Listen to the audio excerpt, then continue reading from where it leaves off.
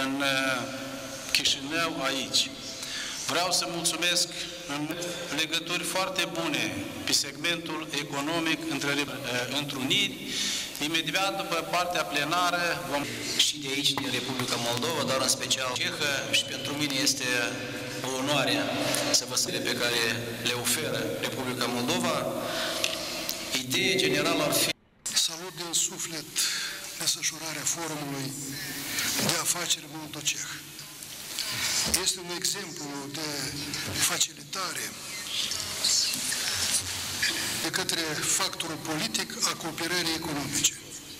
Încercăm să punem bazele unor înțelegeri comerciale menite să sporească bunăstarea cetățenilor din țările noastre. Aceasta este misiunea politicienilor și anume în felul acesta ar trebui să funcționăm. Cehia este un partener politic și comercial de încredere, față de care Republica Moldova are tot respectul. Sunt convins că raporturile economice bilaterale pot fi consolidate și aprofundate în perioada următoare. Republica Moldova este deschisă comerțului cu Republica Cehă. Există deja o bună experiență în ceea ce privește schimburile de mărfuri. Țara dumneavoastră se află printre primele cu care am efectuat și realizăm operațiuni de export și import. În 2013, volumul schimburilor comerciale dintre țările noastre s-a ridicat la 95 de milioane de dolari.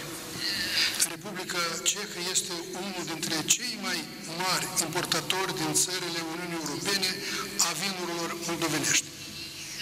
Țin să exprim gratitudine și să menționez că apreciem înalt interesul pentru vinurile noastre în condițiile în care, în ultimii ani, din motive cunoscute, a trebuit să reorientăm exporturile de vinuri către alte piețe. În continuare, Republica Moldova este interesată în stabilirea unor parteneriate cu investitorii cehi în transport, energetică, agricultură și altele. Autoritățile moldovenești sunt determinate să ofere toată protecția necesară investițiilor pe care le veți face în economia noastră.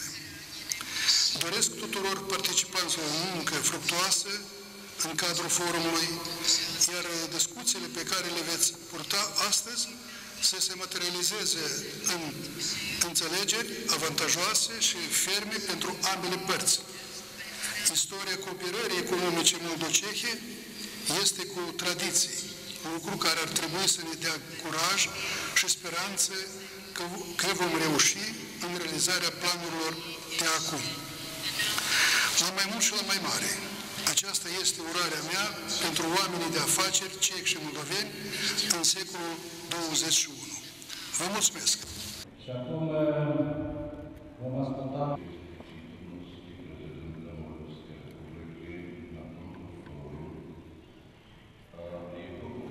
Раховську заїжджє повстатні смуги w 50, a dnes je Rakousko jednou z nejvyspělejších zemí Evropy. Když se pohlédne